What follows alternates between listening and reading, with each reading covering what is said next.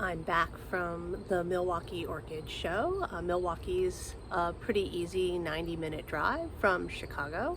And so I drove up yesterday morning, did judging, bought a few plants, and then came up.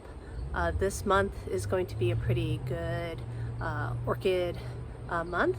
Next week, I believe, is the Chicagoland Orchid Festival. This is when Hausermans and Nats will have guest growers, and you can visit them and buy lots of orchids. And then the Illinois Orchid Society will be having our fall show Columbus Day weekend. That's the second weekend in October. I believe that's October 9th, 10th, and 11th. Or the 10th, 11th, and the 12th, something like that. Anyways, the show is Saturday and Sunday at the Chicago Botanic Garden. The show's free, and I'm doing a display for the show. And I'm also going through my orchids today and trying to find anything else that I want to sell at the Illinois Orchid Society plant sales table. So basically everything that I have listed on my website is now going to be for sale there. If you are local, you can go there. The show's free. You will have to pay for entry into the Chicago Botanic Garden. I'm a member. If you're a member, then of course entry is free. But if not, you do have to buy tickets now to enter the Chicago Botanic Garden. But once you're in, then the show's free. So come out and see my display, come out and buy my orchids. And I also realized that I bought Silage fimbriatum yesterday from J&L Orchids, and I already have one supposedly in my collection. Now, I don't know if it's dead, but I haven't seen it in a while, so I don't know where it is. So the rest of this video will be me trying to find it. So I don't think the Silagene is here. I tried to sort this, so this was all Cattleyas. I tried to put Richard Muller's right here, and then I have basically extra mini cats sitting right here. And you can see I have just my air plants laying on top, and then I have more Cattleya next to it, but I guess you can never know since the time I found the cookie, I've also found crackers in my orchids. I did immediately find 2 Wenzelii and a Lobophyllum in my sections that are supposed to be mini cats. So one of the Wenzelii didn't look very good, and so I have repotted. It's supposed to be a yellow. The other one is a red, I believe, and so hopefully I will salvage this yellow Wenzelii. I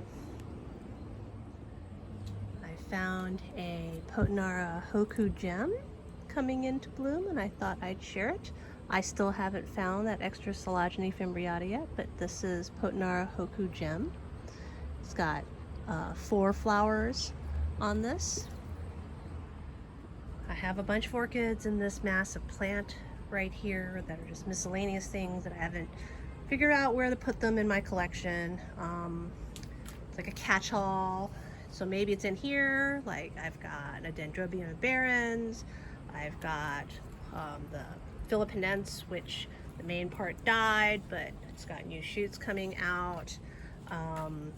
More Dendrobiums. I've got the Epicala Bly crosses that I got from Carter and Holmes that have massive amounts of like leaf burn. More Dendrobiums right here. Is there anything back here? There's a Lamifolium. There's a Bractiensis that's mounted right here. I got, let's see, I got a dying Leopoldii Pidiae cross. Let's see, this is a Rhynchostylus gigantea. This is the Dendrobium secundum. Oh, I've got a really large, and then, you know, like I've got a Cattleya Amanthus diglossa right here, which has a very flat, not bulbous at all, very flat sheath. I hope it blooms. I've got 2 community pots, but nope, I don't see any sign of that Silagene fimbriatum here. It's possible the Silagene fimbriatum is in this mass of greenery.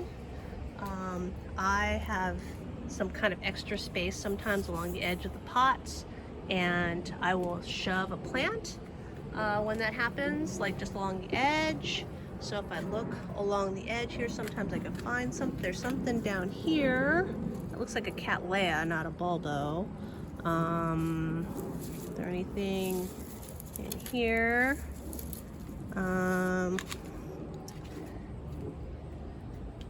This is mostly semi-hydro Cattleyas over here. This is a bulbo, but it is, whoops, wrong side. Maryland Lados stripes. It's a Certopetalum type, what used to be Certopetalum that's been moved into bulbophyllum.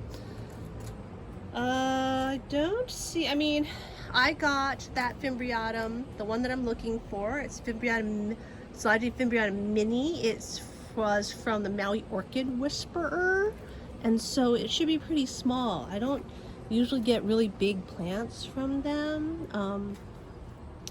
because I think it's because, oh my god, what is that right there?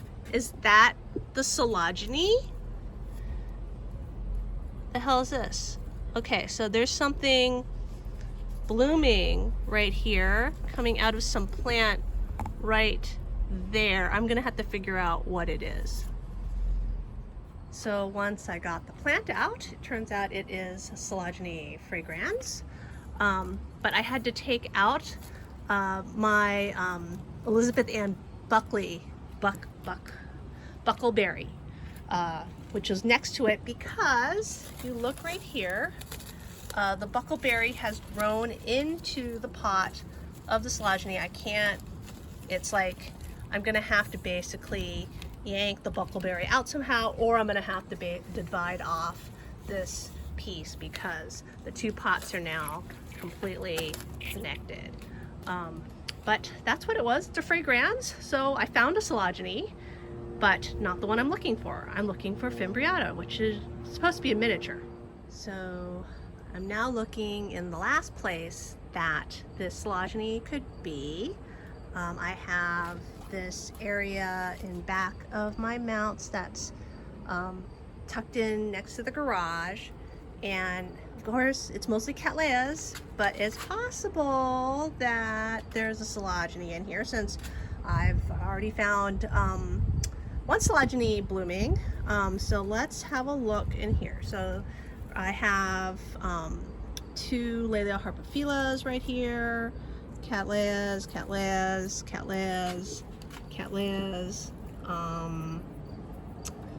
more Cattleyas.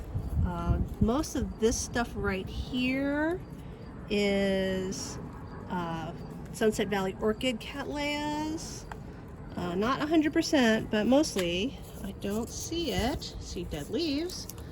It's possible it might be in this, like this right here, which is this Brassivola, which I can't get out.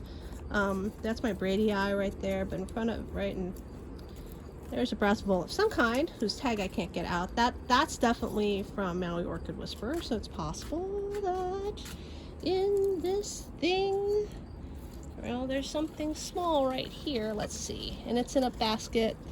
That's a Maui Orchid Whisperer type basket.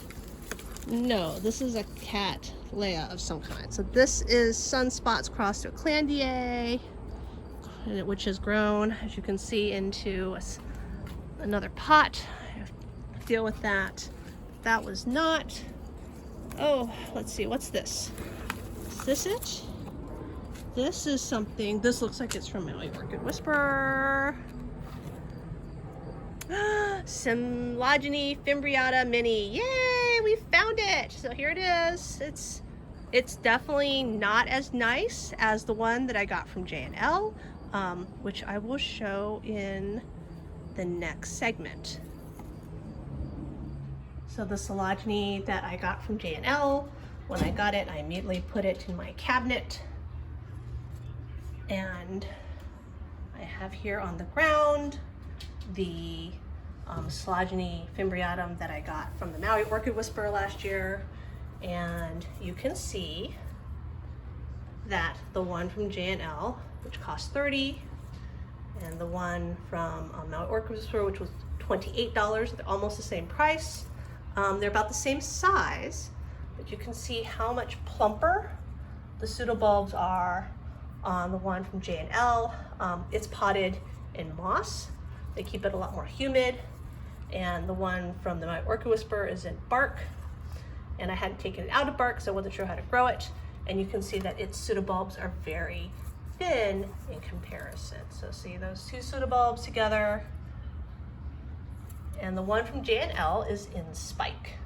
And they'll spike, I think, single flowers, they said.